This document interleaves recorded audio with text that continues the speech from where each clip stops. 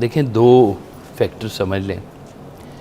ایک ہے دنیاوی کامیابی جو مسلمان اور نان مسلم کی تقریباً برابر ہے.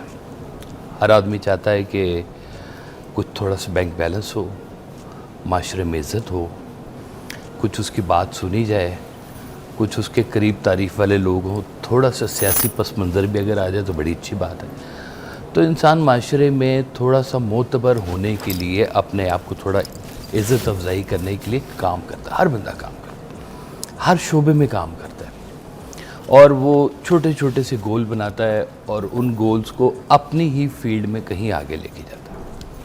لیکن جب آتی ہے باری اسلام کی تو یہاں پر دو کامیابی ہے. ایک دنیاوی کامیابی ہے, ایک آخرت کی کامیابی. واضح صاحب کہتے تھے کہ ایسا نہ ہو کہ مقصد جیت جائے اور انسان ہار جائے. کہ آپ نے اپنا ایک مقصد بنایا, مقصد کامیاب ہو گیا, لیکن پتہ چلا کہ انسان ہار گیا, اس کا کردار ہار گیا. تو ہمیں اس چیز کا سبق نہیں دیا گیا کہ کبھی اپنے کردار کو, اپنے اسلام کو, اپنے وقار کو داؤ پہ لگا کے کوئی کامیابی کو حاصل کیا جائے, کیونکہ ہم نے کہیں اور بھی جواب دہ ہونا ہے. اکثر کامیابیوں کا سفر محرومیوں کا سفر ہوتا ہے. انسان پیسے کی اگر دوڑ میں چلنا شروع کرتا ہے نا, اور اس پیسے کو وہ پا لے, تو پتہ چلتا ہے کہ اس پیسے کو حاصل کرنے کے لیے اس نے کتنے لوگوں کی زندگی کے اوپر پاؤں رکھ کر یہاں تک وہ پہنچا ہے. تو اسے پھر افسوس ہی کرنا چاہیے کہ ایسی کامیابی سے تمہیں کیا ملا. چور بھی مقصد بناتا ہے, ڈاکو بھی مقصد بناتا ہے.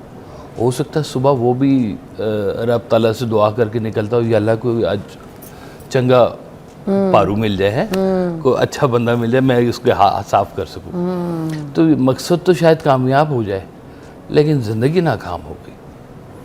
ویسے جیسے کہا کرتے تھے کہ ٹھیک ہے پڑھو, بہت اچھی بات ہے, لیکن ایسا نہ ہو کہ تم لائبریری میں بیٹھے رہ جاؤ اور زندگی باہر سے گزر جائے. تو ہم لوگوں نے دونوں چیزوں کو بڑے, اسلام نے نا بڑا خوبصورت دونوں کا ایک معیار بنایا ہوا ہے کہ آپ کبھی بھی مقصد کو بناتے وقت اس چیز کا احتیاط کریں کہ آپ کا بنایا ہوا مقصد کسی کو نقصان پہنچانا نہ ہو. آپ کا بنایا ہوا مقصد اللہ کے قریب ہو, آپ کا بنایا ہوا مقصد اسلام کے قریب ہو. باقی جو دنیا کے سارے معاملات ہیں وہ آپ کریں, کوئی حرج والی بات نہیں ہے. پڑھنے کو کہا گیا ہے, ہر ایک اللہ تعالیٰ نے نصیب لکھا ہوا ہے. کسی کے ہاتھ میں پیسہ زیادہ ہوگا, کسی کے ہاتھ میں پیسہ کم ہوگا, کسی کی عزت زیادہ ہوگی, کسی کی عزت کم ہوگی, کسی کی شہرت, سب چیزیں ہیں. لیکن ان چیزوں میں کہیں پر بھی یہ چیز, یہ آپ کا عمل نہیں چھوٹنا چاہیے کہ آپ کردار سے گر گئے.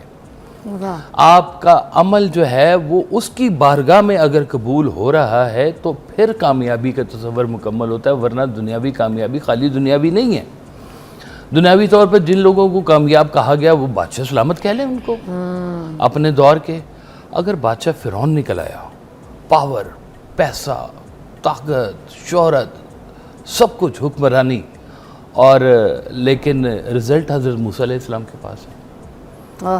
تو یہ ہم نے دونوں چیزوں کو بیلنس لے کے چلنا ہے کہ کہیں ایسا نہ ہو کہ ہماری کامیابی آخر میں جا کے پتہ چلے کہ یہ تو ہماری ناکامی بن کے ہمارے سامنے آ گئی ہے. سر کیا بات ہے. ایک بریک لیں گے. آج کاشف صاحب سمجھا رہے قرآن و سنت کی روشنی میں کیا تعریف ہے کامیابی کی, مگر بریک کے بعد ہم سمیہ سے بھی بات کریں گے. اسی طرف ہے, میرا خیال ہے رکاوٹ نہیں ہے.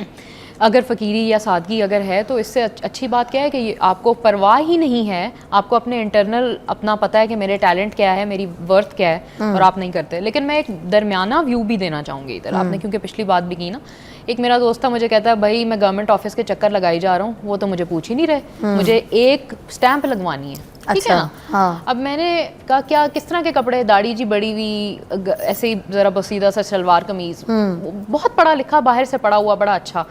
تو میں نے کہا پہن جاؤ اچھے کپڑے, ذرا تیار ہو کے چلے جاؤ. آپ کو پتہ ہے ڈاکٹر نہیں صحیح طرح چیک کرتا. اگر آپ اس طرح کر کے جائیں گے تو ڈاکٹر بھی آپ کو اس طرح چیک نہیں کرے گا جو ایک تیار ہو کے بندہ آیا ہوا ہے اس کو کرے گا.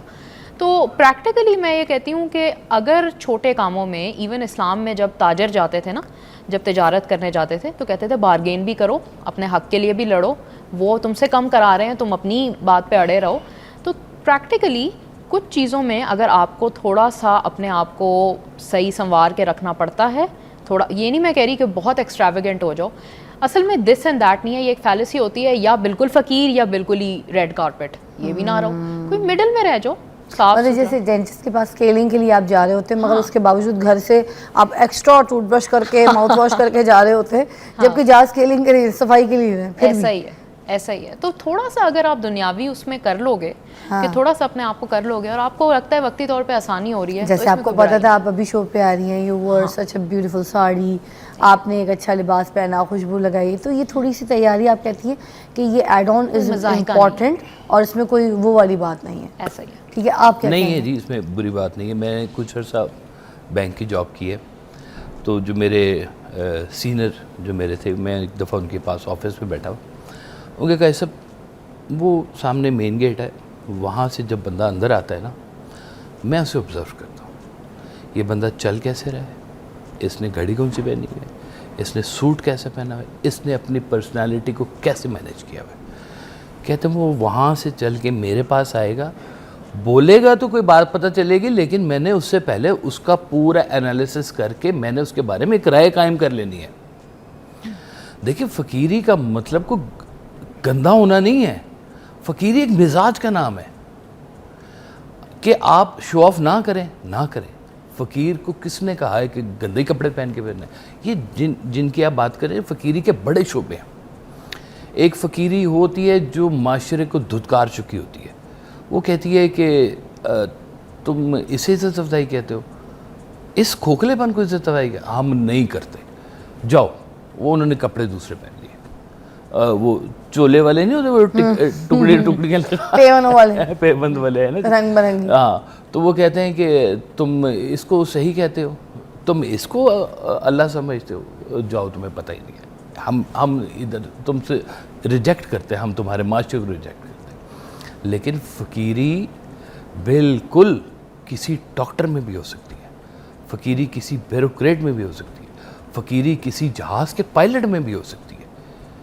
فقیری کا تعلق جو ہے وہ کپڑوں کے ساتھ منسوب نہیں ہے, فقیری آپ کے مزاج کا نام ہوتا ہے, اور مزاج آپ کا جب بولتا ہے تو پھر لوگوں کو پتہ چلتا ہے یہ کس مزاج کا آدمی ہے. تو یہ کہنا کہ فقیر تو کہتے ہی اس کو ہیں جو اللہ کو بہت قریب سمجھتا ہے اپنی ہر بات کے اندر.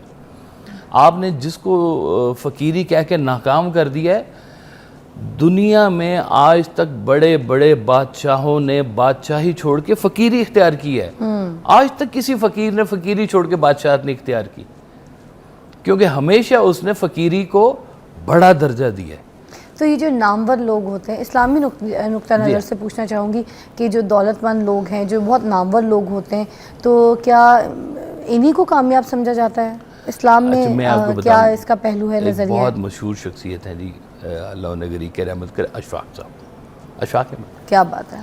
ایک دن وہ سرکار ویس صاحب کے پاس آئے اور انہوں نے کہا کہ جی میں چاہتا ہوں کہ کچھ فقیری ملے مجھے. آپ نے کہا اشفاق صاحب اچھے خاصے ہیں, ڈرامے لکھتے ہیں, عزت افزائی ہے آپ کی, چھوڑے ورنہ فقیری کیا کرنی ہے. انہوں نے کہا جی نہیں, ایک فقیری کے اندر نا ایک مزاج پیدا ہوتا ہے, اس فقیری کا ایک اور علیحدہ سے ہوتا ہے, اس کی کہانی اور طرح سے ہوتی ہے, تو میں چاہتا ہوں کہ میرے اندر بھی فقیری ہے. آپ نے کہا اچھا چلو بھی ٹھیک ہے, کچھ مشقیں کر کے دیکھ لو. آپ نے کہا ایک سوٹ سلواؤ جوٹ کا, بوری کا.